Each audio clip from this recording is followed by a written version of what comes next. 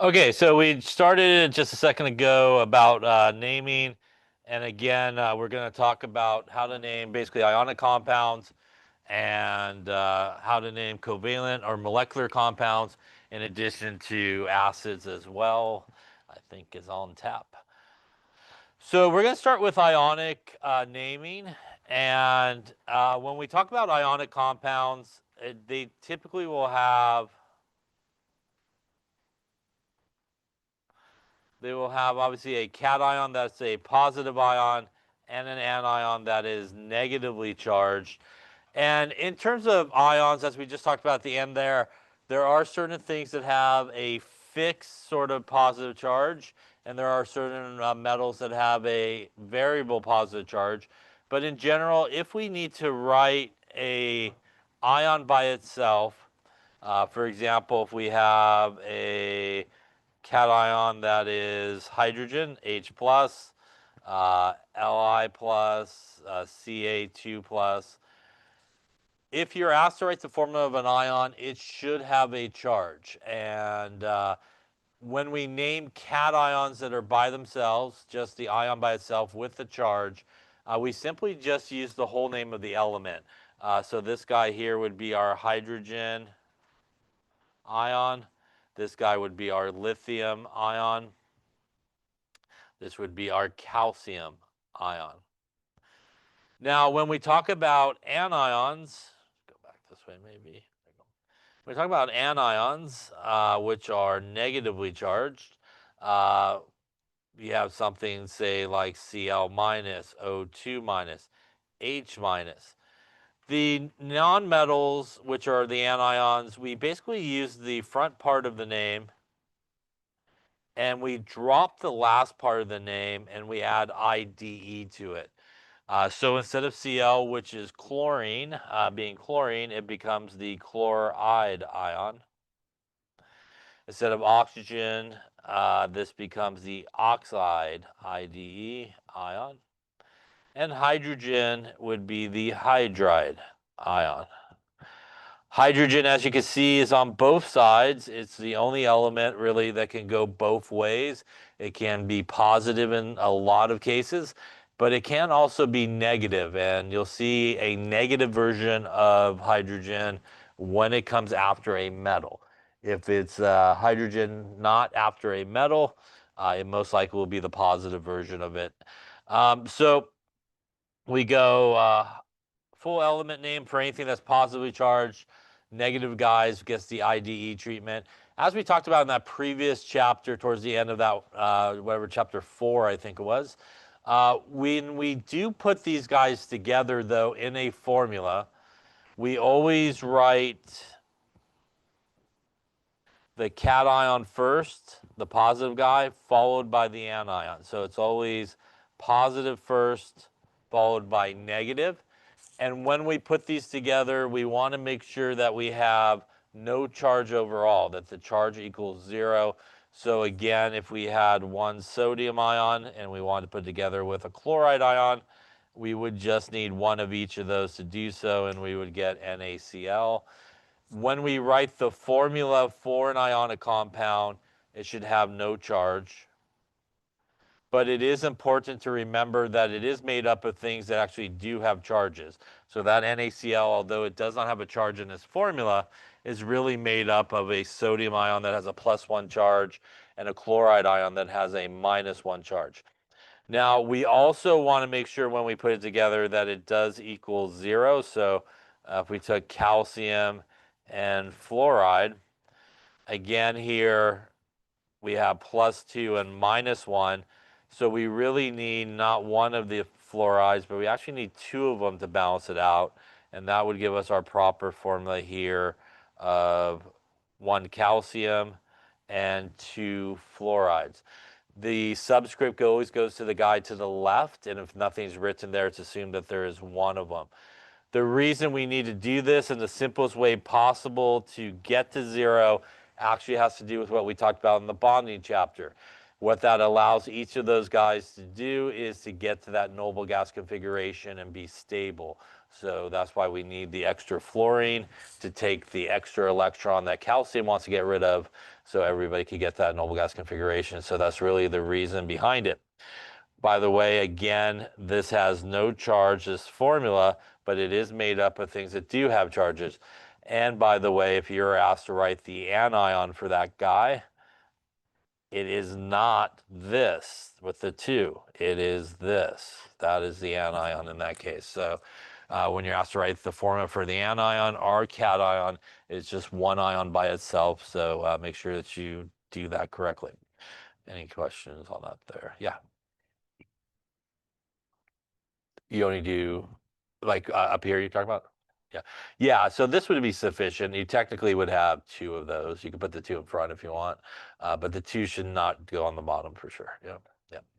But it's sufficient just to write, for example, just F minus would be perfectly fine. Yeah. Other questions? Okay.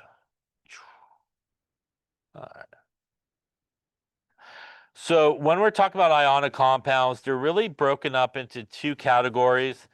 And both of these are ionic, which means there is a metal and a non-metal involved. And the first thing that you should know and remember when you're doing naming is if a metal is involved, that's pretty much where you should look. So the metal is really going to kind of help you determine how you should name something. And the type 1 and type 2 actually refers to the metal part of it. And a type 1 compound is one where the metal has a fixed positive charge. So a type 1 is our fixed positive charge, as we were talking about earlier.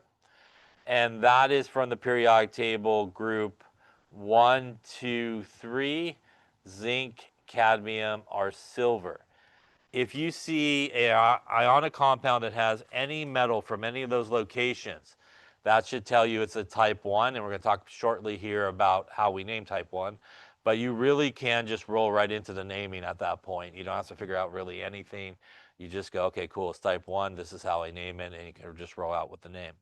Now, a type 2 ionic compound is one where the metal can actually make a variable charge. So as we talked about at the end last time here, that is really your transition metals.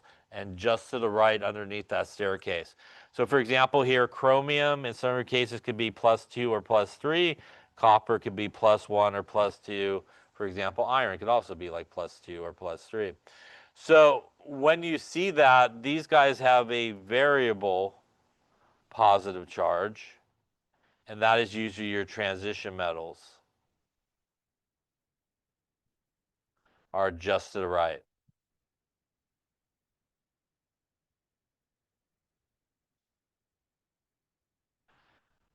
Now, when you see a type 2 compound, as we'll talk about, there's a couple extra things you got to kind of figure out before you can get to the naming part of it. Not too hard, but there's a little bit more work that you have to do than, say, a type 1 compound in terms of naming. So we'll talk about what we need to do on that as we get there. Here again is a table from your book, and again, you can see anything with a positive charge is basically just the element name, and you can put ion at the end of it. And again, anybody with a negative charge has that IDE ending there along the way. All right, so let's talk about type 1 compounds. So with a type 1 compound, again, it is a metal that falls in group 1, group 2, or group 3. So type 1, fixed positive charge. And really how we name a type 1 compound is as soon as you recognize that it's a type 1 compound, you could get right to the naming part. And basically you'll just use the whole name of the metal, and then the non-metal will get the IDE treatment at the end, drop the last part and put IDE. There's really nothing to figure out in terms of charges or anything like that. You basically could just go right into the naming. So for example, NaCl here, that is sodium, which is a metal. Cl is chlorine, which is a non-metal. So that combination right there of metal and non-metal should check off the box of it's an ionic compound. And as soon as you know a metal's involved when you're naming something, that is definitely where you should turn your focus to. And I want to think about the metal, which is sodium. I go to the periodic table. Sodium is sitting there in group 1. And what I know about that is it has a positive charge of +1 and a fixed positive charge, which means that would check the box for this is a type 1 compound. Once you do that, you're ready to name. Again, we're going to go whole name of the metal, which is sodium, and IDE treatment there for our nonmetal, and we have sodium chloride in this case. Again, always the positive guy first, followed by the negative. Now, let's take CaBr2. Again, you could kind of go through the same process.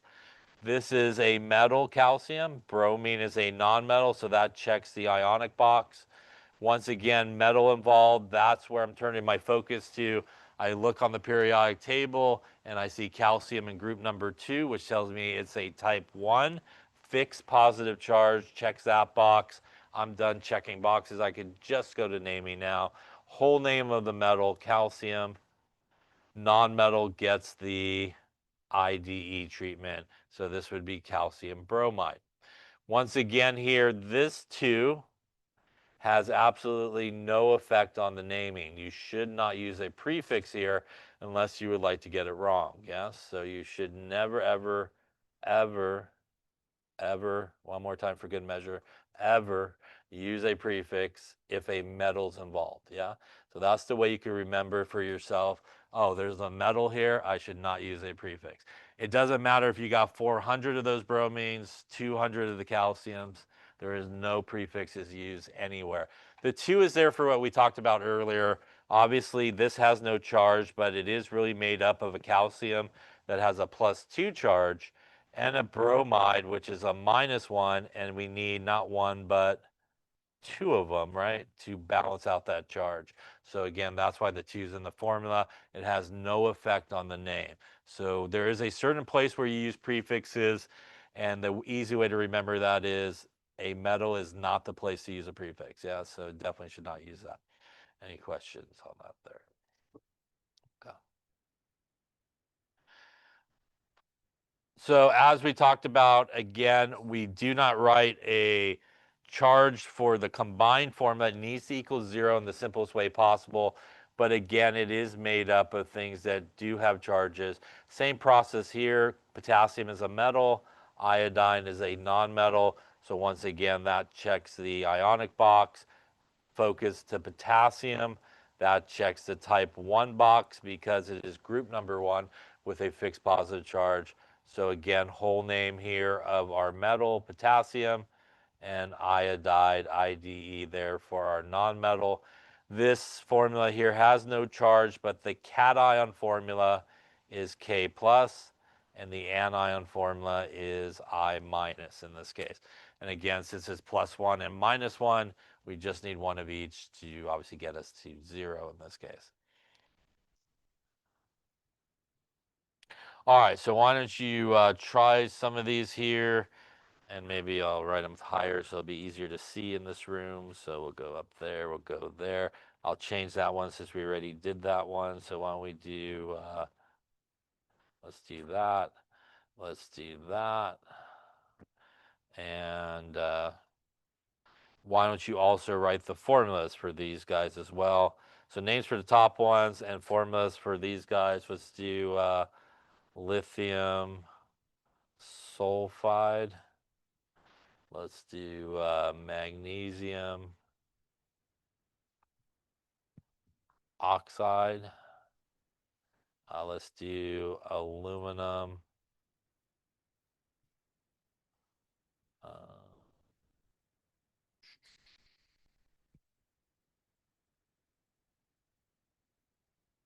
I would do aluminum sulfide as well.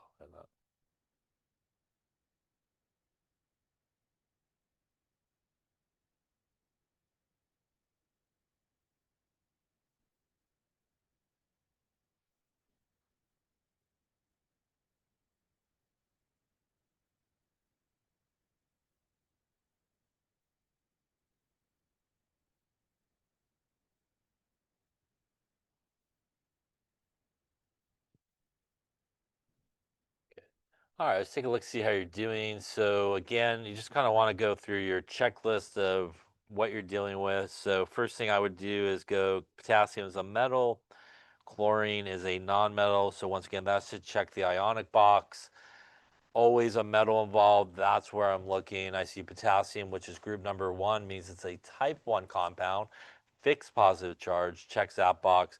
That's all the checking I need. I'm just going to go whole name at this point of my metal, and I'm going to do a little IDE action there for my non-metal there. And we have a potassium chloride. Again, the cation in this case is K plus. The anion in this case is Cl minus, which again is why we just need one of each of those to balance it out to 0. Taking a look at my next one, that is zinc, which is a metal, sulfur, which is a non-metal, so that's ionic. Metal involved, I'm going to take a look at it, and I do find zinc in the transition metal region there, number 30.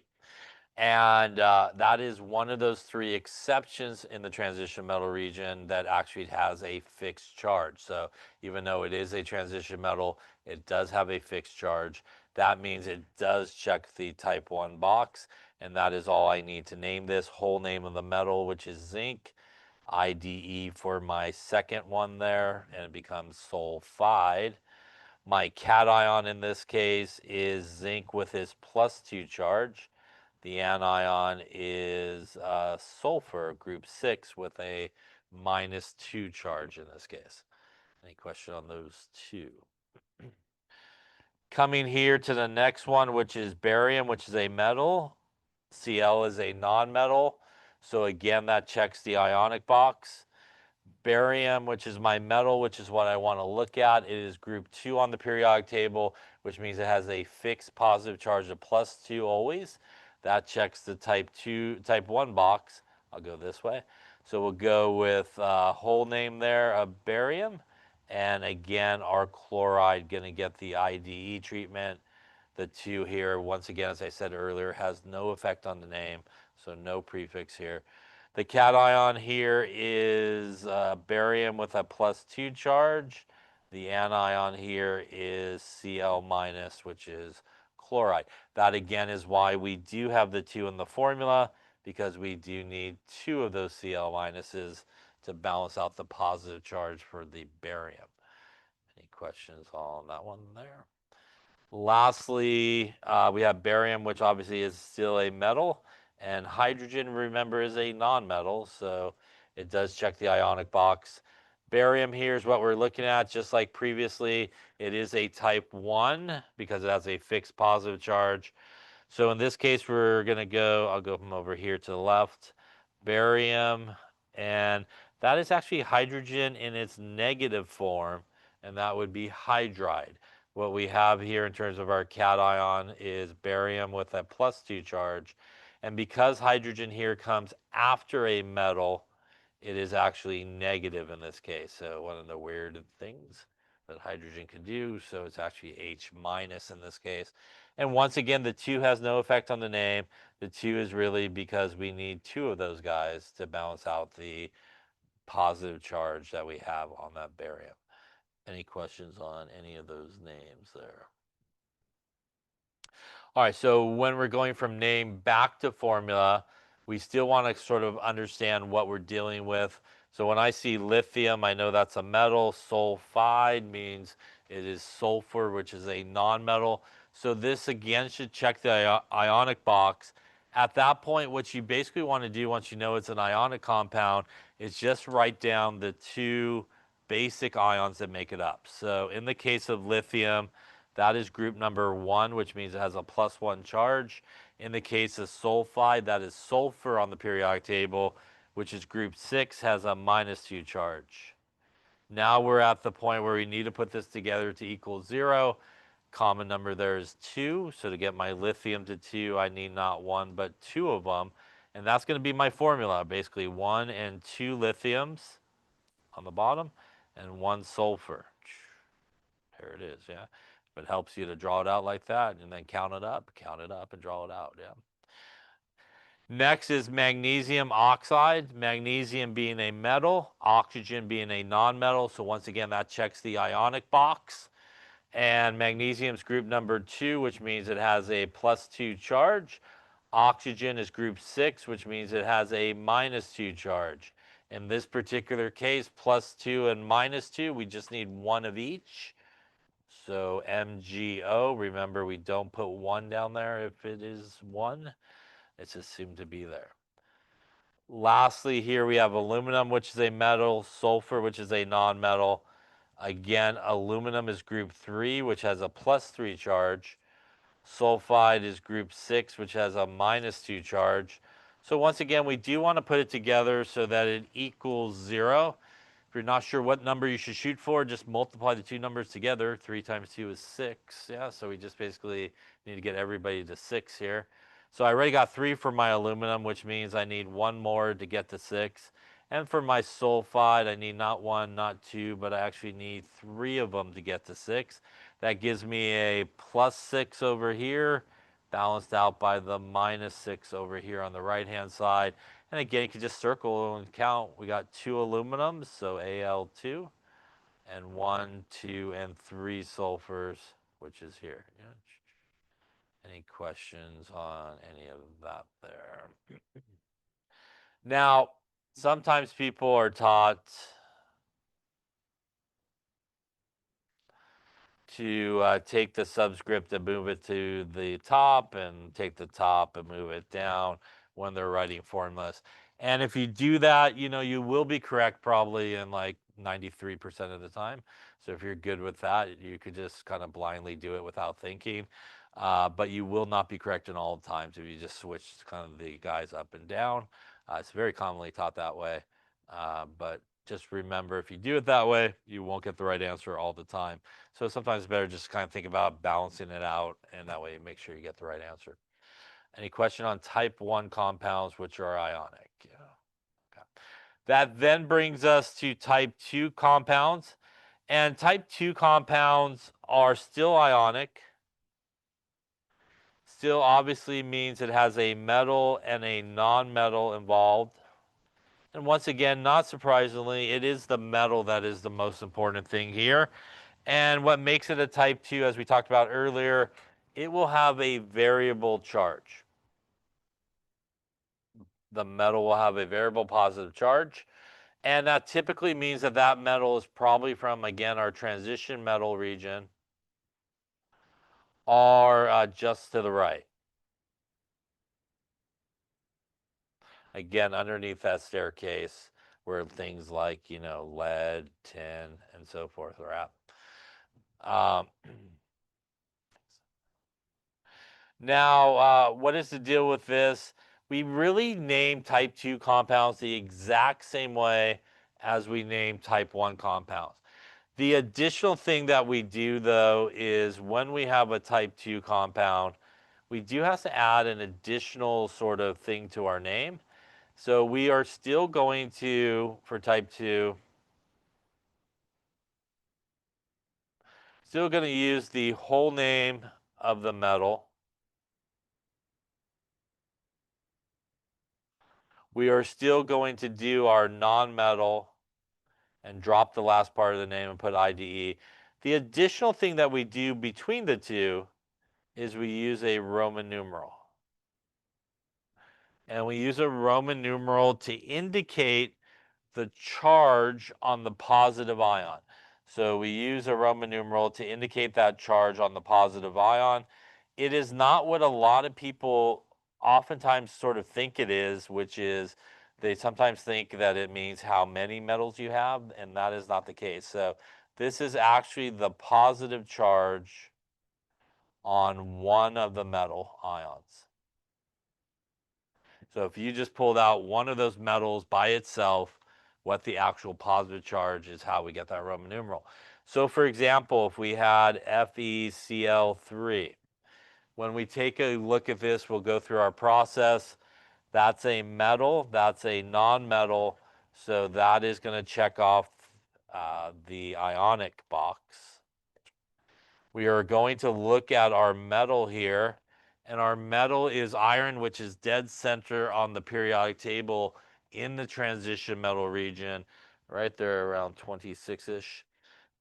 And that should signal to you that if it's in the transition metal region and not one of those three that we talked about earlier, the zinc, cadmium, or silver, that should signal to you that that is a type 2 metal. And what that means is you have to do the additional step of figuring out what the charge is on it.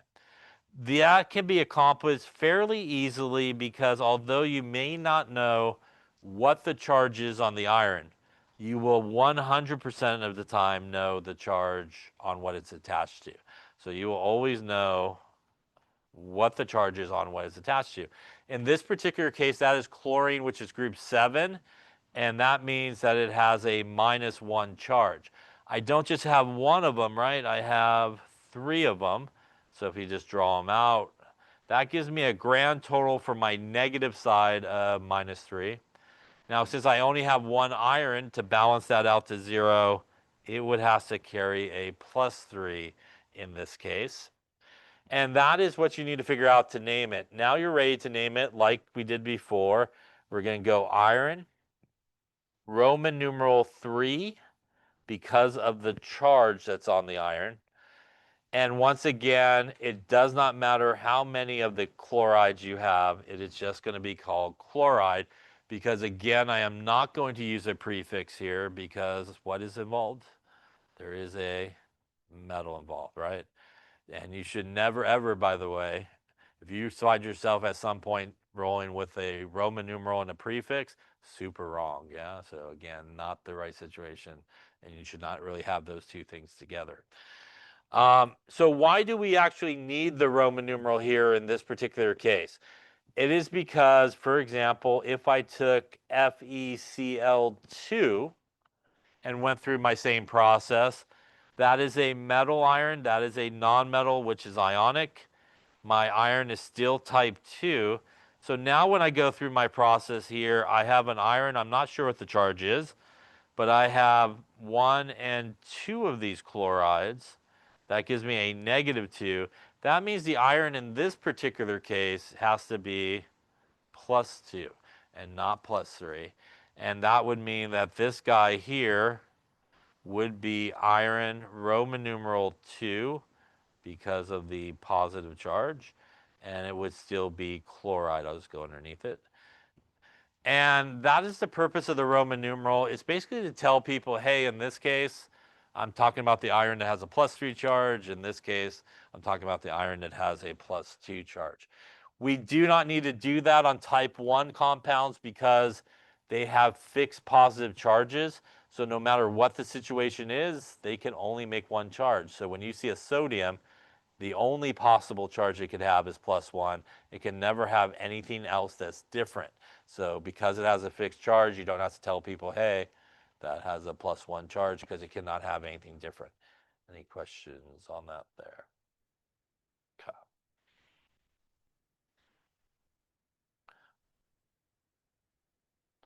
All right, so why don't you do the name on this one here? But it is one of those ones to the right of it, underneath the staircase where we got PB, lead and tin, SN, and antimony, SB, and bismuth, BI. These are guys that are basically type 2 sort of metals. So we do know it's type 2, which means we do need to figure out the charge. And again, we have 1 PB. In this case, it is attached to oxygen, which is group 6, has a -2 charge, and there's not one, but there are 2 of them. That's a -4. That means that is a +4 in this case. That means the name here would be lead, Roman numeral 4, oxide. So this is one of those ones I was talking about earlier that if you just kind of like, I'm going to do that move, you will get the wrong answer. Yes, you'll get something like lead 2 versus what it should be, lead 4. So again, that's just kind of cross up and down. Doesn't work 100% of the time. It does work a lot of times, but not 100% of the time. So just be careful if you do that move. Yeah. Now, there is an older system for naming type 2 type of compounds. We will not use it here, but basically the naming is they will end in ic for the larger positive charge. and it will end in OUS for the smaller positive charge. So, for example, iron with a +3 charge is ferric, and iron with a +2 charge is ferrous, and FeCl2 would be ferrous chloride. Um, they also use kind of the older school names for the elements as well, like copper is very commonly cupric or cuprous. I would say copper, cupric, and cuprous, and ferrous and ferrous, ferric and ferrous are still used a lot of times, so they do kind of pop up. But for here, we'll specifically use only Roman numerals. We won't use that kind of older type of name, but you sometimes will see it pop up occasionally. Uh-huh. And here is sort of an example of that. Again, ferric, ferrous, cupric, cuprous. And again, we are going to just go with the Roman numeral version of it. Now, one of the weird sort of type 2 metals, if you will, is mercury. And if you look at mercury with its Hg, there's Hg2 plus with the 2 on the bottom, and there's Hg with this, say, +2 on top. Oddly speaking, the one with all the 2s are mercury 1. And the one with only 1 2 is mercury 2. And the reason for that is mercury 1 is actually 2 mercury 1s stuck together. So it's kind of not really drawn correctly here, but basically 2 of these guys stuck together. Hence there's 1, 2, which is why there's a 2 on the bottom.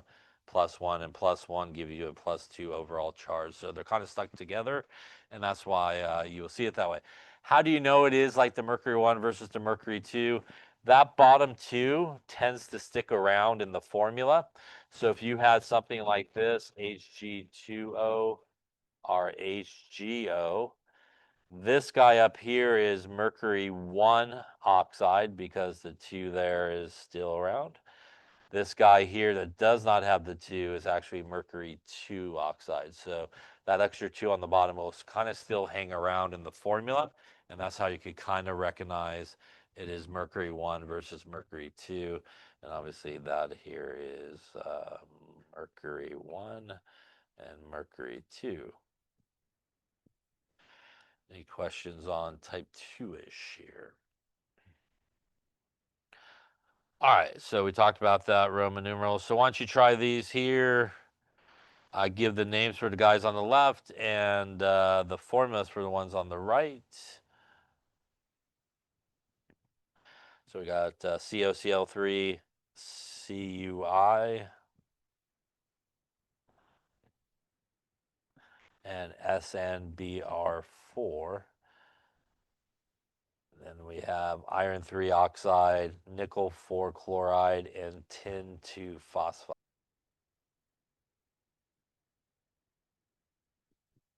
Okay, let's take a look. Once again, going through our process here. CO is a metal, Cl is a non-metal, so that definitely is going to be ionic. Once again, always when a metal is involved, that's what we want to look at. So our cobalt can be found right there in the transition, excuse me, transition metal region. And that should automatically sort of signal to you that is a type 2. It has a variable charge. It should also signal to you that you need a Roman numeral, obviously, when you start to name this thing. So we'll just go through it here. We have 1 cobalt, not really sure what the charge is. But again, here it is connected to chlorine, which is group 7, which is -1. And there's 3 of them. So that gives us a -3 overall charge. That means my cobalt here is going to be +3 to balance it out. And that would then be cobalt Roman numeral 3 once again for the charge and chloride. Yeah. Any questions on that name there? Looking at the next one here, we got copper, which is a metal. I, which is iodine, is a non-metal, so that's ionic. Looking at our copper, which is sort of the center-ish of the periodic table there in the transition metal region, tells me it's going to be type 2. So once again here we have a copper with, I'm not sure the charge, but I do know for sure the iodine is group 7, has a -1 charge. That means to balance it out here, my copper does need to have a +1 charge. And that means that we will then call this copper Roman numeral 1 for the charge, and the IDE treatment there for our iodide. Any questions on that one there? Lastly, here on the top, we got tin, which is a metal, Br, which is a non-metal, so that's ionic. Looking at the tin, once again, tin is not a transition metal, but it is one of those ones to the right of it and underneath the staircase that does have a variable charge. So we do need to figure out the charge. Once again here, bromide is -1. There's not 1, not 2, not 3, but 4 of them. That gives you a -4 charge, meaning to balance it out in this case, my tin would have a +4 charge, and that would give me tin Roman numeral 4 and bromide in this case. Any questions on any of those names there? All right, now we have some names and we want formulas. So the nice thing about the name here is I see iron with a Roman numeral 3. That automatically tells me my iron has a +3 charge, because again, that is what the Roman numeral means. Oxide is oxygen, which is group 6, which tells me it is a -2 charge. So once again, we're going to put this together to equal 0. We got a 3 and a 2, which means 6 is where our goal is. So we would need one more iron and a couple of more oxygens to get to -6 and +6. And that means my formula here is 2 irons, Fe2, and 1, 2, 3 oxygens. And now I'll have my formula Fe2O3. Questions on that one there? The next one is nickel 4 chloride. So I'm just going to go up on top here, a little bit to the left. Nickel with a Roman numeral 4 means it has a +4 charge. That again is where the +4 comes from. Chloride is group 7, which means it's -1. So again, when we put this together to get to 0, we need to get to 4. So we would need obviously 4 of those guys to do that. That gives us a -4 to balance out the +4. So our formula would be 1 nickel and 1, 2, 3, and 4 Cls. Yeah. And then we would have our NiCl4 in this case. Yeah? Lastly, we have tin Roman numeral 2. So that means my tin, which is Sn, would have a +2 charge because of that. Phosphide is phosphorus off the periodic table. That is group number 5, which means it actually has a -3 charge. Once again, putting these guys together, 6 looks like a good number to get to. So I need one more phosphorus and a couple more of the tins. That means I have 1, 2, 3 tins and 1 and 2 phosphorus. And now I'll have my formula there. Any questions on any of those? Now, clearly, you don't have to draw it all out like I'm doing, but if it helps you, do it. Maybe sometimes easier to visualize what you got going on there. Any questions on that there? All right, so that is type 2. All right. So just to kind of summarize our type 1, type 2, as we've been talking about, again, it is always that metal. That's the important thing. So if you have that type 1, you do not need Roman numerals.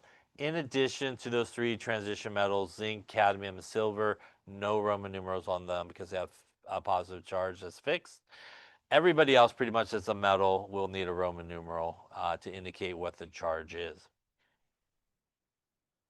All right, so we'll skip those. Little decision tree similar to one you got in your book to decide which way to go. We're then going to talk about type 3 compounds. Now, type 3 compounds are a little bit different. Type 3 compounds are not ionic. They are molecular. They're basically covalently bonded. So these are our sharing of electrons. So can you recognize it's a type 3 versus a type 2? Well, because it's covalently bonded, as we know from our bonding chapter, that should involve 2 nonmetals. So if you see 2 nonmetals, you should automatically kind of tick off the type 3 box. And then you should be really happy because it's probably the easiest one to name, but it is also the ones people screw up the most on. So it is easy if you do it correctly, but it is one that people make a lot of mistakes on. So what do we do with type 3? Because they are sharing electrons, there are no ions involved. So this is the place where we use prefixes. So this is the appropriate place to use prefixes.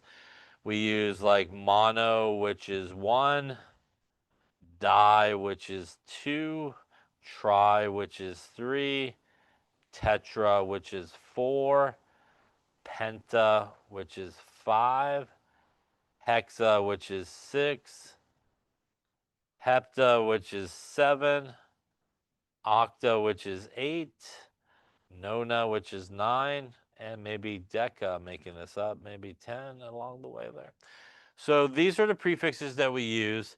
And the way that we name these guys and why they are really the easiest to do, again, if you do it correctly, is because there's no charges, there's no ions. You don't have to figure out charges. You don't have to figure out putting things together to equal 0.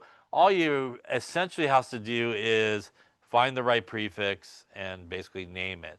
So the way that we go about naming these is we use a prefix on the first element if necessary, if needed. And then you use the whole name of the first element in the formula. Then you use a prefix on the second name, and the second name gets named like we've been doing. It is the nonmetal name where we drop the last part and put IDE. So prefix if needed, whole name, prefix, IDE ending. Don't have to figure out charges or anything like that. Just take the appropriate prefix.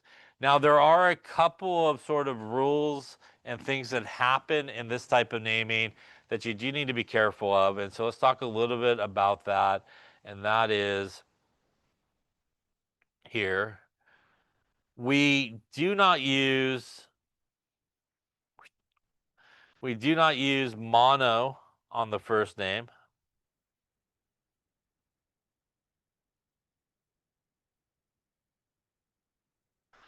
But it is okay on the second. So you can use mono on the second name, but you don't use it on the first name. That means if you only have one of something, you basically just use the element name, so no prefix with it. The second thing that happens is because these prefixes, a lot of them end in O or A, what happens is sometimes the prefix and the first letter of the element will back up a couple of vowels back to back, like two O's are like an A and an O backed up. And typically speaking, if you get that, we typically will drop the vowel off of the prefix, which is the first part of that. And so we don't get any weird sort of spellings and names. An example that covers both of these is this one here, CO, right? So C is carbon, which is a nonmetal. Oxygen is obviously a nonmetal as well. That is two nonmetals together. That should tick off the type 3 box. And here what we want to do is basically just find the right prefixes. So there's nothing written next to carbon, which means there's one of them, which means the prefix would be mono for carbon. There's also nothing written next to the oxygen on the right, which means the prefix it would be mono because there's one of them. In this particular case, should I use mono on the first name? I should not. So because it is the first name, we will not use mono. That will leave us just the whole name of the element, which is carbon. It is okay to use mono here on the second name, so we can. And again, our second element gets the IDE treatment. But what just happened when I put those two things together? I backed up two O's, right? Back to back. So this is not known as carbon monoxide, right? It is said known as carbon monoxide, right? So we will drop here the O off of the prefix, and we end up with the proper name here of carbon monoxide. Yeah. So those are the two you kind of have to worry about, like a OO or an A and an O. Actually, two I's are okay, not a big deal. But those two are really the ones. And again, we just really drop the vowel off of the prefix so we don't get those kind of weird spellings. Any questions on that there? Okay. And here again is a table similar to one you have in your book of the different prefixes. And as we just talked about there, again, we would drop the A off of here and an O off of there to get tetroxide and monoxide. And as we talked about earlier, again, H2O is water, NH3 is ammonia, and CH4 is methane. Now, also a sort of interesting thing, I guess, is technically speaking, hydrogen. When we have hydrogen like so, it technically is a nonmetal and a nonmetal together. But hydrogen really is treated a lot more like a type 1 sort of compound, even though it really is two nonmetals together, and even though there's sharing of electrons happening here. In terms of naming, we don't treat it like a type 3 compound. So we would call this hydrogen, just like type 1, and this would be chloride. So this would be hydrogen chloride gas. Even if you had two hydrogens, this would still be called hydrogen sulfide. It is thought of as basically being almost like the acid version of it. And it is thought of as being like that, even though in reality they're sharing electrons. But if you actually take something like HCl, which is hydrogen chloride gas, kind of bubble it in water, you'll get actually an acid, which is hydrochloric acid, which is an aqueous, and ions actually are in that solution. So hydrogen is sort of a non-metal exception in terms of naming. We really don't follow type 3 with it. Simply, it's just hydrogen and whatever is attached to, I guess, the IDE part of it. Any questions on that there?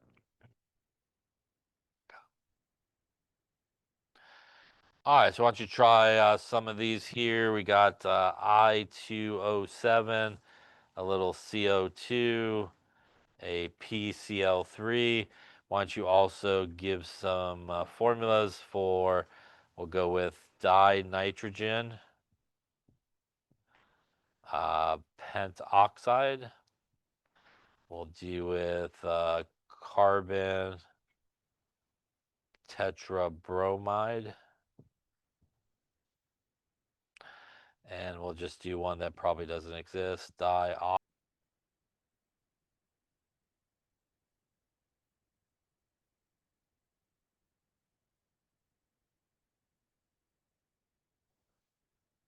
Okay, let's take a look. Again, just going through the process here. I is a nonmetal, O is a nonmetal.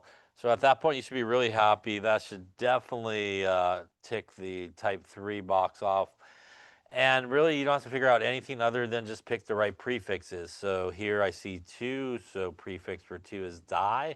Again, we use the whole name there of the first element, so that'll be diiodine. 2 I's are okay. Prefix for 7 is hepta, and oxygen will get the IDE treatment. So that would be heptoxide. I drop the A off of the hepta because I would get my AO combination that I don't want. And that'd be diiodine heptoxide there. Any questions on that one there? Coming to the next one, carbon nonmetal, oxygen nonmetal. So again, type 3. Prefix for 1 for carbon is mono, but we know we do not use that on the first name, so we're just going to go with carbon. Prefix for 2 is di, and again, the oxygen gets the IDE treatment, so we have carbon dioxide in this case. Coming to my next one, we have phosphorus, which is a nonmetal, chlorine, which is a nonmetal. Once again, here we have only one phosphorus. We do not use mono in that first name, so just phosphorus. Whole name there. And then 3 is tri, and our chlorine gets the IDE treatment. So phosphorus trichloride. Any questions on any of those names there? Again, prefixes all day here. And again, nothing to really figure out. Probably the fastest ones you should ever do are the last three here, which are basically you have the name and you basically need to write the formula. The first thing I see when I see this name is a prefix, which means that's type 3, and I don't have to figure out anything other than write what it says. So di is the prefix for 2 and nitrogen is N, so I just write N and a 2. Penta is 5, oxide is oxygen, so that's an O and a 5, and I am done, right? Nothing to figure out other than basically just to write what it says. Carbon with no prefix, but I do see a prefix here, which is tetra, and I know the only place prefixes can happen is type 3. So I know that carbon with no prefix is mono, right? And that means just one. And tetra is the prefix for 4, and Br would then get the 4, and I would be done in that case. And lastly, dioxygen heptoxide, whatever that is not made up right. That is a prefix. So di is 2, oxygen's O, and hepta is 7. Did I do 2 oxygen in a row? That definitely does not exist. That's a really bad example there. I had oxygen on the brain there, I suppose. But so that definitely does not exist. Hey, let's just fix it there. We'll just make it hepta sulfide. That way it doesn't look so bad. Still doesn't exist, but hey, it doesn't look as bad. All right. Any questions on type 3 there? Yeah. Yeah. We do. The two i's are actually okay. It's mainly the O and O that back up to each other, or an A and an O that backs up to each other. The two. And again, we always get rid of the prefix vowel at the end. Yeah. Other questions? All right. That was a really bad example there, I suppose. All right, so a review of what we've been talking about. Again, type 1 and type 2 are ionic, so metal and non-metal. The decision there is basically Roman numeral or no Roman numeral, right? So type 2 Roman numeral, type 1 no. Type 3 is molecular compounds, sharing of electrons, and that is prefixes. So here for type 1, no Roman numerals, no prefix. Type 2, no prefix, only Roman numerals, yes to Roman numerals. And type 3, yes to prefix, no to Roman numerals. So again, those things should never cross over. Like I said earlier, you should never be doing like a prefix and a Roman numeral. You should never really have a prefix that involves a metal as well. There's only one type place where that could possibly occur, which is what we're going to talk about next. But you really, in general, should not have a prefix with a metal at all. All right, so then let's talk about where potentially that could happen. And let's talk about everybody's favorite thing, not really, which is polyatomic ions. Let me zoom in. We'll make it better that way if I zoom in. Let's see. All right, so polyatomic ions are actually groups of nonmetals that have charges. So they are groups of nonmetals that are actually sharing electrons, but overall they actually have a charge, which means they are ions. So an example of that would be NH4NO3. This is actually two polyatomic ions that if you broke it up right about there, this is NH4 plus. That one nitrogen and 4 hydrogens all together stays together and has a +1 charge. And this guy over here is NO3 minus. That one nitrogen and 3 oxygens stay together and has a -1 charge. Overall, they are ions, which is why we have a +1 and a -1, which is why when we put it together, we just need one of each, because it is still like a positive thing and a negative thing coming together. These are actually covalently bonded. We actually drew both of these in chapter 12. Yeah. This is ammonium. And this is nitrate. They are things that, again, share electrons covalently bonded together, but overall have charges. So these two things coming together that makes this guy NH4NO3. Yeah. Yeah. it's basically groups of, oh, I wrote it. It's groups of nonmetals that are bonded together but have a charge overall. That's basically what it is. And these are two examples of that. Basically, these guys are all sharing electrons here.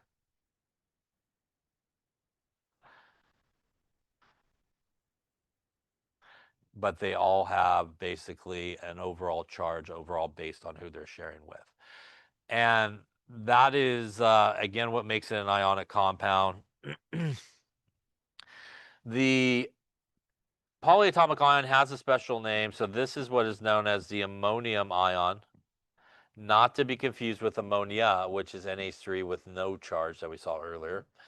This is what is known as the nitrate ion. The good news about polyatomic ions, if there is good news, is when we name them, we simply just use the whole name. It doesn't matter how many of the polyatomic ions you have, you just simply put the whole names, and that's all that you use. So in this case, when we look at NH4, NO3, we just call this ammonium nitrate. So we basically just put the two polyatomic ions together. Now, NH4 plus is one of the few positive polyatomic ions there are. Almost all of the polyatomic ions are actually negatively charged. And what that means is, in most cases, you will probably not find two polyatomic ions together. This is a case where it can happen. It can definitely happen, but in a lot of times you will not see that. So what you will typically see is you will typically see a metal and a polyatomic ion together. And remember that when we talked about something with a metal, it is always the most important thing. And what will typically happen in this situation is you will fall back to your type 1 or type 2 rules, which basically means you're going to decide, does that metal need a Roman numeral or not? And that's the basic kind of thing here. So for example, if I took NaNO3, that is sodium, which is a metal. That is NO3, which is nitrate that we just saw. This is basically Na plus and NO3 minus coming together. And sodium is a metal and is a type 1 metal, which means I do not need a Roman numeral. And I would name it like normal. I would go whole name of my metal and whole name of my polyatomic ion. So that would be known as sodium nitrate. Now, if I had something like FeNO3 in this case, this is iron, which is a metal, and that is our nitrate, which is our polyatomic. Once again, metal is always what you want to look at, which is this guy is a type 2 metal, right? And this guy is a type 2 metal, which means we actually still need to figure out the charge of it, and we need to basically use a Roman numeral. I know in this situation I have an iron that has some type of charge. I also know from my formula here that I have nitrate, which is a -1 charge. But I don't just have one of the nitrates, I actually have two of the nitrates, right? And just like we did previously, if we count up the negative charge, that would give us a -2, which means in this case, my iron would have to have a +2 charge to balance it out, just like we did with type 2 compounds earlier. And that means the name of this guy would be iron Roman numeral 2. And once again, it does not matter how many of those polyatomic ions you have, you're just going to use the name of it, which is nitrate in this case. Question on that there. Now, also kind of important is how I wrote that formula, and I'll just come over here and put it up higher so you can see it. I wrote the formula like this. Why did I not write it like this? What is the difference? Bottom one has how many oxygens? 32. Seems like a lot, yeah? So that's not really what we mean here. So whenever you have more than one polyatomic ion, you need to put parentheses around the polyatomic ion. And on the bottom right there, you need to put how many you have. We're basically saying in this case, like on the previous page, we have 2 of these guys. And again, obviously not 32 oxygen is present in that case.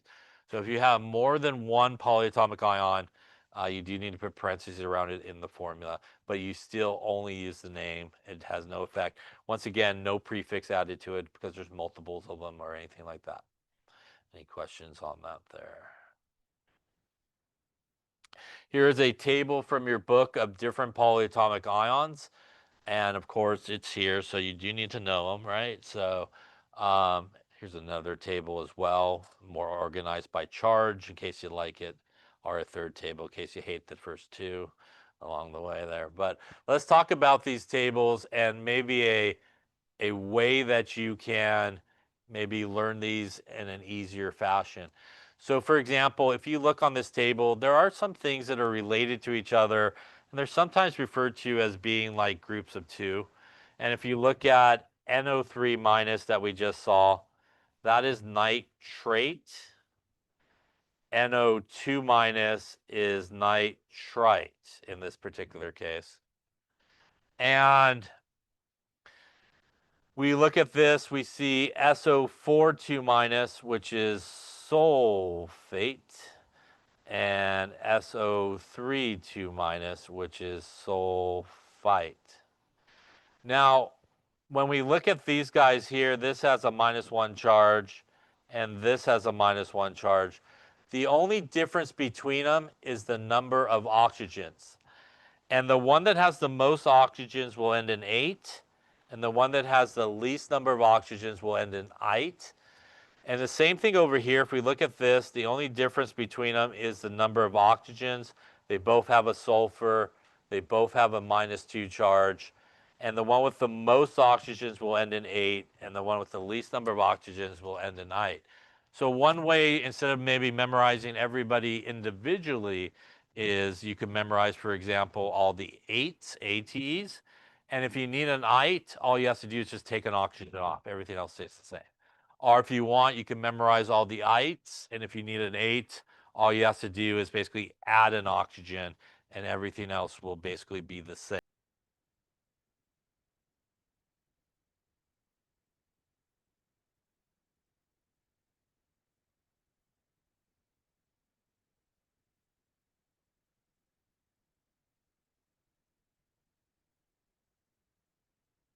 Okay, so we're going to continue on here. So we're at polyatomic ions, and as I mentioned before, you do need to know them. And there are, again, ways that you want to kind of group these things together to make it easier for you to know the name.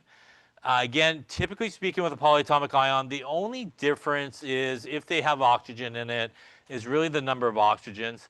And the one that has the most oxygen should always end in 8, and the one that has the least oxygens will end in ite. There are also groups of like 4 that are related to each other as well, in addition to sort of 2.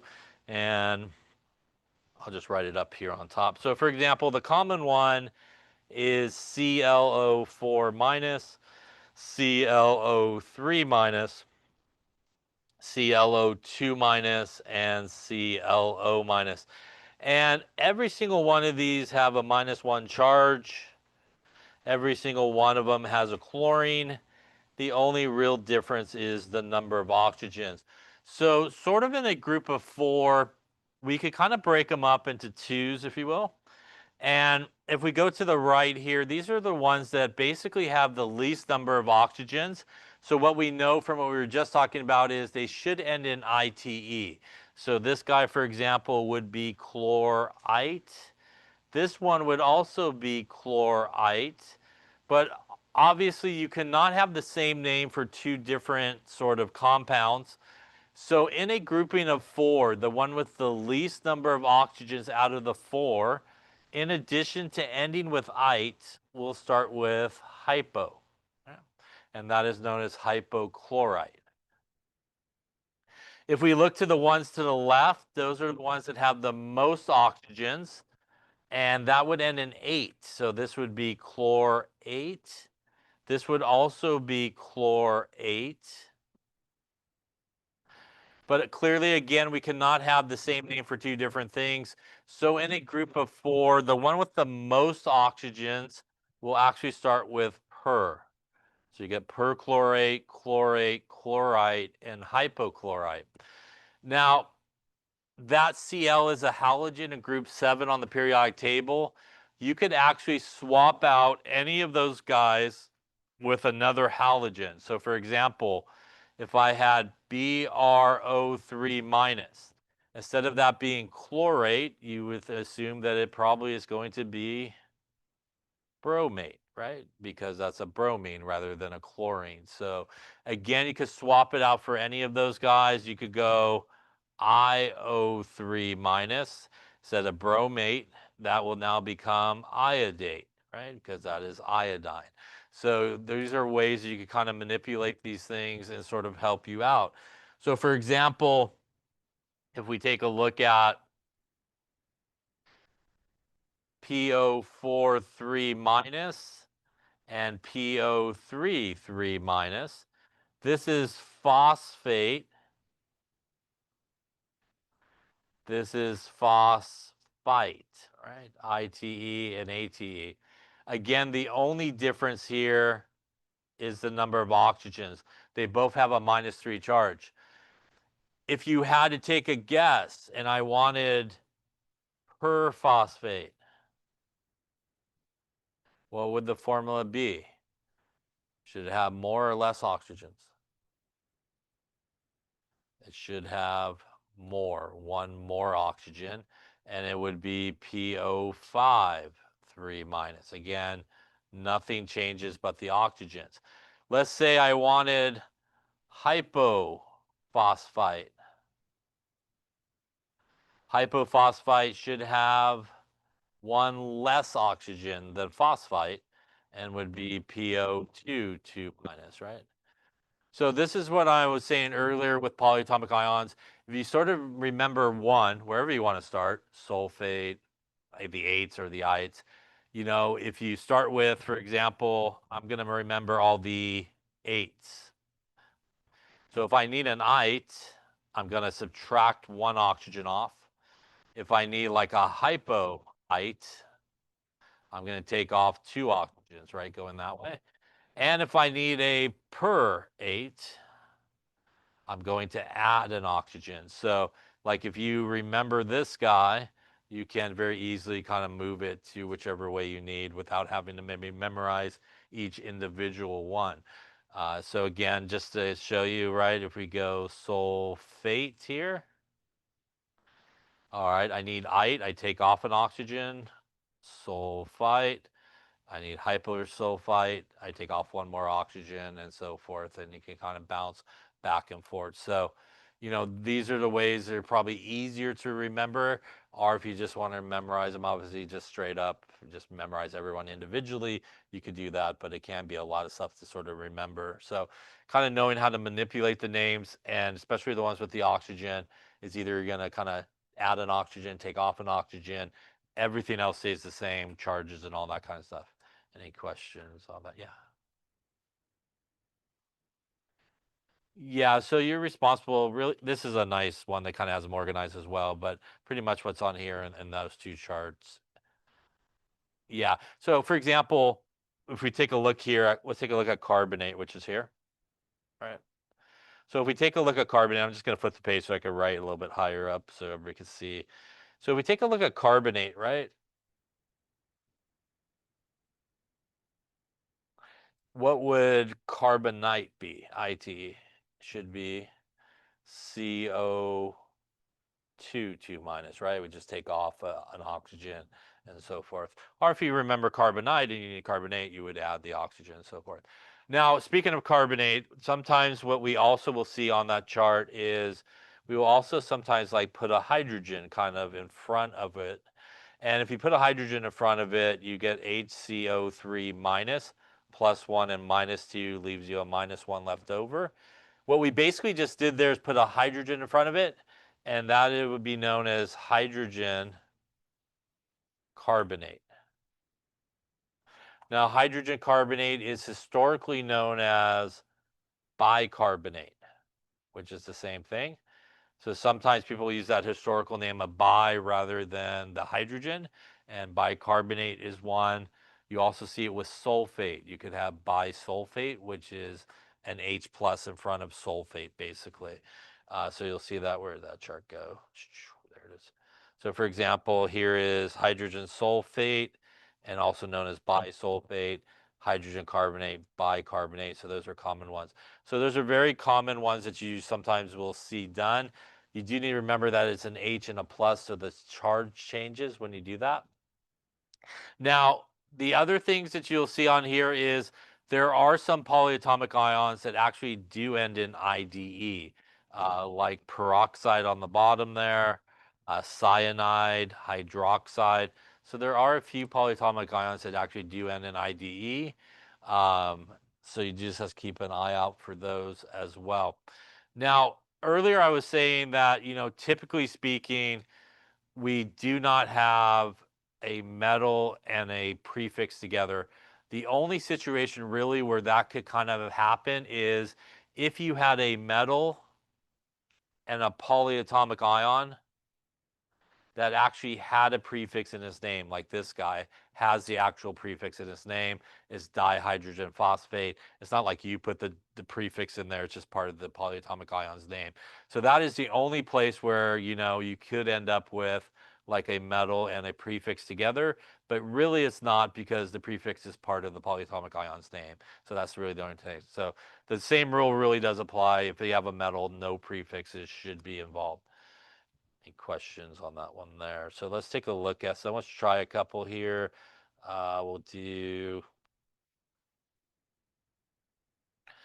what are the names for the following? Let's do CuOH2.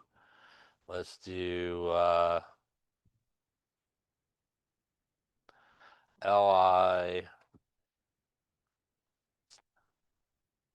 Li3PO4. And let's do CaClO3 So what are the names for that? And also, why don't you write the name for iron 3 sulfate? And why don't you write the formula for barium nitrite? And lastly, let's do ammonium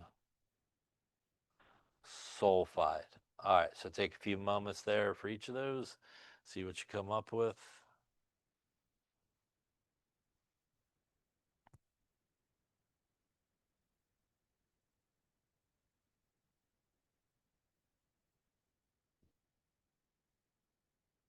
Okay, let's take a look, see how you're doing. So we'll go here. So we got lithium and we have PO4, which again from that chart is PO4 3 minus, and that is phosphate. And really we have a metal involved, so that's what we want to look at. So our lithium is a type 1 metal, which means we don't need Roman numerals, so we just use the whole name, lithium. And again, we use the whole name there of our polyatomic ion, which would be phosphate in this case. Again, in this case, we have 3 lithiums because each one is +1, so we need 3 of them in the formula, right, to balance out the -3 charge of phosphate. Any questions on that one there? Yeah. You don't. So it's a type 1 metal. Yeah. So again, we want to remember metal, no prefix. Yeah. So that's definitely which one. Yeah. Other questions? Okay. So over here we have a metal and again a polyatomic ion. That OH is OH minus. That is hydroxide from that table. And again here, our decision really is Roman numeral or no Roman numeral in this case with a metal. And that is a type 2 metal, which means it does need a Roman numeral. So we do have 1 copper. We have not 1, but we do have 2 of the hydroxides. That gives us a -2. Remember, to balance it out to 0, our copper would have to be plus 2 in this case. And that would then give us our copper, and once again, Roman numeral 2 because of the charge. And again, even though we have multiples of the polyatomic ion, it has no effect on the name, so we just use the name of it, which would be copper 2 hydroxide. Any questions on that one there? Calcium is a metal, polyatomic ion, that is our friend chlorate, one of those 4 that we just talked about. And in this particular case, calcium is a type 1 metal, which means we do not need a Roman numeral, so we're ready to name it. So this would be whole name of our metal, which is calcium, and again, whole name of our polyatomic ion. No bothering about the extra 2 there. Again, we have 2 of them to balance out the calcium's positive 2 charge. So again, that 2 is because there are 2 of these guys to balance out the charge. Yeah. Any questions on any of those names there? All right, so we want to write the formula. So we're just going to kind of work like we did before. Iron Roman numeral 3 means I have an iron with a plus 3 charge. Sulfate, if I look it up on that table, is SO4 2 minus. We are back to just really putting this together to equal 0. Again, 3 times 2 is 6, so we just basically just need to get everybody to 6. So we would need not 1, not 2, but we would need 3 of those, and we would need 2 of those. So 2 irons, and we would need 3 of the phosphates. Remember that we have more than one polyatomic ion, so we do need to put parentheses around it and the 3 on the bottom. Any questions on that one there? Barium nitrate. Barium is group number 2, has a plus 2 charge. Nitrate is NO3 minus. So again, we're putting together plus 2 and minus 1. That means that we will need an extra nitrate there. And now our formula should be 1 barium and 1 and 2 nitrates. Once again, we'll need parentheses because we have multiples of our polyatomic ion in this case, so that we don't end up with 32 oxygens, right like that. Last one here is ammonium sulfide. Ammonium is NH4 plus, not to again be confused with NH3. Sulfide is actually not a polyatomic ion. It is just sulfur on the periodic table, and that is a minus 2 charge. So in this case, we're putting a plus 1 together with a minus 2. We will need an extra ammonium to do that. So that is 1 and 2 of our polyatomic ions, which means I need parentheses and a 2, and I just need 1 sulfur. And now I have my formula there. Any questions on polyatomic ions?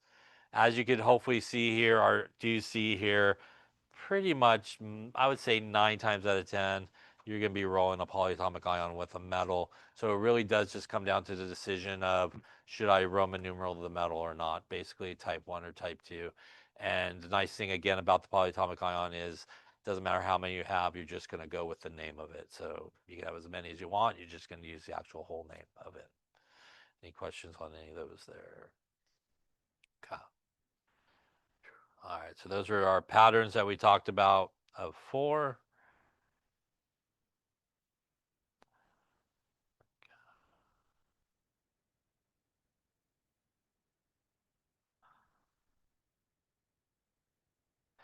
All right.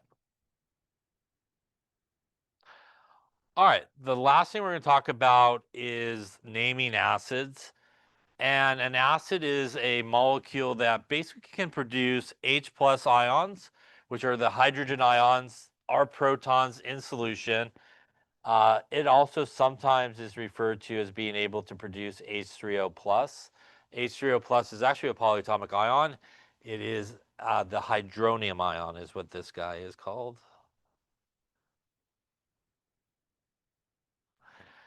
And basically, if you're an acid, basically what you're able to do is when you go for a swim, produce a bunch of H pluses in the solution, and that's what makes something an acid. So an acid really is in a solution, And that means that when we see formulas for acids or we write formulas for acids, we actually will typically use this symbol next to the formula, which is the aqueous symbol. That basically means it's a water environment. It's basically a solution. Like all of those solutions that you use during the experiments, those are all aqueous. They're basically solutions. A solution is actually a homogeneous mixture. It is something dissolved in something else. So like salt and water is a aqueous solution. The salt dissolves in the water. The salt is what is known as a solute, and this water is the solvent. So they mix together and they make a solution. Now, one of the nice things about naming acids is we always know 100% of the time that the positive cation for all acids is H plus. So H plus is always your positive guy. So what you have to figure out is really just the negative part of it is really what comes into play. So the anion part is that negative part. And the way that we name acids is really determined on whether or not there is oxygen involved. So oxygen is really the thing that tells you how you should name that acid. So for example here, if there is no oxygen in your acid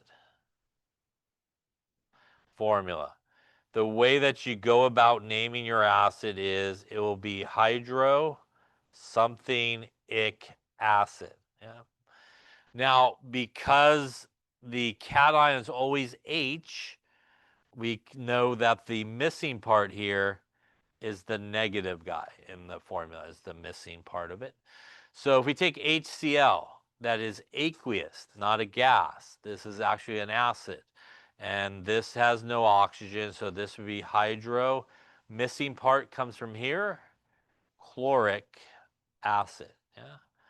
If I have HBr, again, an acid because it's aqueous. No oxygen, hydro, again, missing part here is bromic acid. So if you do not have oxygen in your acid, you will always start with hydro. It will always kind of end with ic. And the missing part in this case is the anion. In the case of this acid, our cation is going to be H plus. Our anion is Cl minus. It is still an ionic compound, so 0 is what we're looking for. So one of each gets us to 0. Same thing for this guy. H plus is our cation. Br minus is our anion in this case. So you again still need to balance it out to 0, and sometimes that will require you to have 2 hydrogens or 3 hydrogens, and those are what are known as diprotic acids or polyprotic acids. They have more than one hydrogen. These are what are known as monoprotic acid. Mono meaning one, protic meaning hydrogen. Basically, it has one hydrogen to give away, basically, which is what makes the acid. By the way, what makes HCl the acid is this bond breaks, the hydrogen jumps off when it goes for a swim, and it's floating around freely in the solution part, and that's what makes it an acid. All right, now if it does have somewhere to go, maybe somewhere to write on this page. Let's go here. Let's go here. If it does have oxygen, it's a little bit different. If the acid is yes, it has oxygen, it will contain a polyatomic ion that we just saw on that list. And as we saw on that list, your polyatomic ion ends in 8 or ite for the most part. And if your acid has oxygen and your polyatomic ion ends in 8, your acid name is something ic acid. So we take something like HNO3, also has the aqueous symbol next to it. That NO3 is nitrate ATE, which means this acid would be nitric acid. Yeah. If I take H2SO4, SO4 here is sulfate ATE. That means that this acid would be sulfuric acid in this case. Why is there two hydrogens in this case? It is because sulfate is SO4 2 minus, and we need not one but two of those hydrogens to balance it out to zero, just like any sort of other ionic compound to balance it out to zero. Now, if your acid does have oxygen, but your polyatomic ion ends in ite, your acid name is something OUS acid. So, for example, HNO2. NO2 is not nitrate, it is nitrite, ITE. So that is nitrite. That means that this would be nitrous acid. Yeah. If you had H2SO3, SO3 is not sulfate, but it's one oxygen less, which means it's sulfite, ITE, which means that this acid would be sulfurous acid. Yeah. So again, also the two hydrogens to balance out the charge on the sulfite in that case. So no oxygen, that is the only acid that has hydro. So you don't want to put hydro on every acid, only ones with no oxygen. If it does have oxygens, it'll either end in ick or OUS. You know, you can remember you ate too much, you feel icky. Yeah, so that's a good way to maybe remember it. And OUS obviously is the ITE version of it. Any questions on that there? And again, our cation in this case would be H plus, and our anion in this case would be SO3 2 minus. Yeah, so that would be our sulfite in this case. All right, so let's take a look at some here maybe. Let's see. Somewhere to maybe write it. There's a bunch of them there. Let's try here. Let's do HI, give the name. Let's do H3PO4. Let's do H2CO3. And then why don't you also give the formula for hydrosulfuric acid?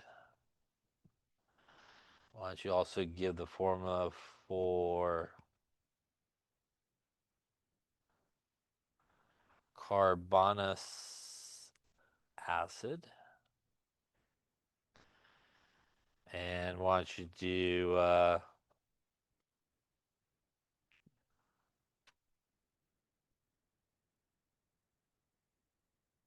okay, let's go through it. We'll start the first one here. Clearly, this is an acid. I see aqueous, I see a hydrogen, and I do not see oxygen.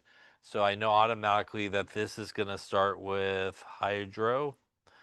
The missing part is going to be my middle guy, which is iodic for iodine and acid. So hydroiodic acid. My cation here is H plus. My anion is I minus here. Taking a look at the next one, I see oxygen involved. So in my acid, and I definitely could see that, which is my anion of phosphate, ATE. That means that this is going to be phosphoric acid in this case. Again, no hydro here because it does have oxygen. So that'd be phosphoric acid. My obviously anion cation here is H plus, and my anion would be PO4 3 minus. Lastly, here on this one, I do see again a polyatomic ion. That again is carbonate, CO3 2 minus, carbonate. And my anion cation is H plus, so this would be carbonic acid. So carbonic acid. would be that guy. Any questions on any of those names there? Yeah.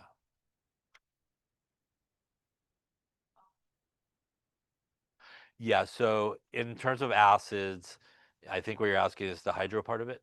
So the hydro part of it is only when there is no oxygen. So if there is oxygen, there should be no hydro at all. Yeah. Yeah. So basically, if there's an O in your acid, and usually should contain probably a polyatomic ion that has the oxygen, you should not have hydro in that name. Yeah. Other questions?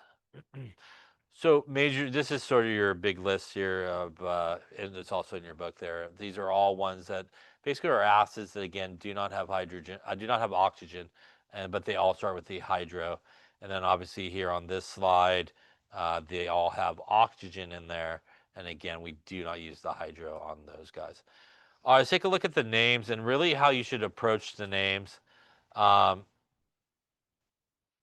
so what we want to do is I'm just gonna get rid of this and go above it. I think it'd be easier for people to see. It's gonna write a little higher on the board. Try to get rid of that there. So when you have the name and it is an acid, the name itself can be very helpful to you to try to determine, what the formula should be.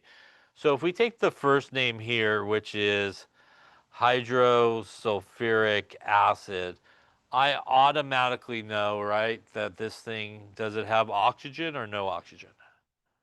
This one should not have oxygen, right? And I also know that every one of them, the positive guy is H plus, right? So it doesn't have oxygen, so it's not a polyatomic ion. So sulfur basically is going to be our anion. And at this point, we're just going to put it together to equal 0. We would need an extra hydrogen, giving us H2S in this case for our name. When we look at the next one, which is carbonous acid, I do not see hydro here, which tells me that this thing does contain oxygen.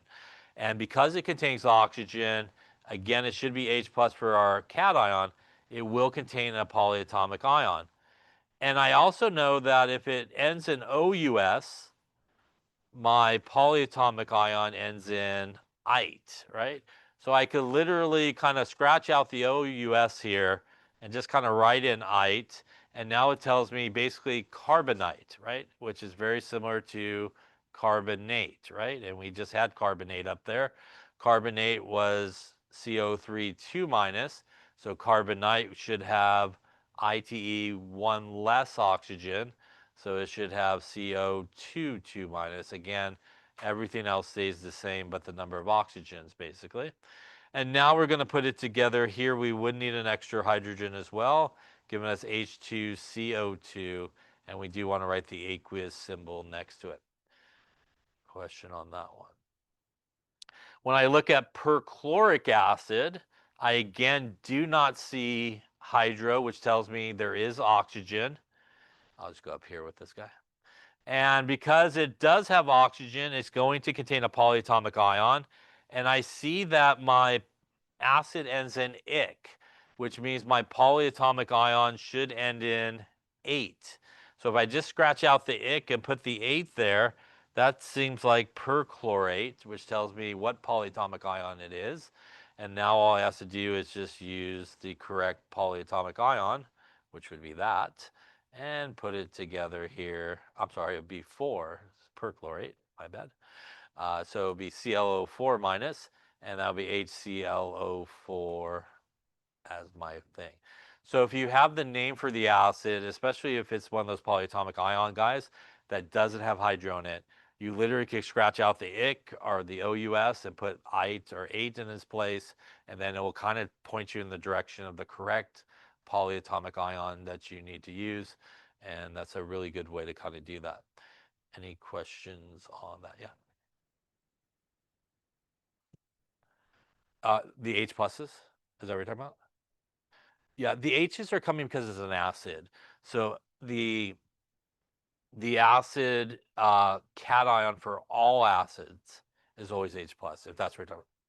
Yeah, so it's like that's the nice thing about the naming acids or writing the forms for acids. You always know that the positive guy is always H plus. Now you may need more than one of those H pluses, but it's always going to be H plus is going to be the positive guy. So really, you just got to kind of worry about the negative guy in terms of what it is. Yeah. Other questions? All right. So believe it or not, that is naming everything you need to name forever. There you go. All right. And also chapter 5, believe it or not, in that same move. I like it. All right, we're going to wrap it up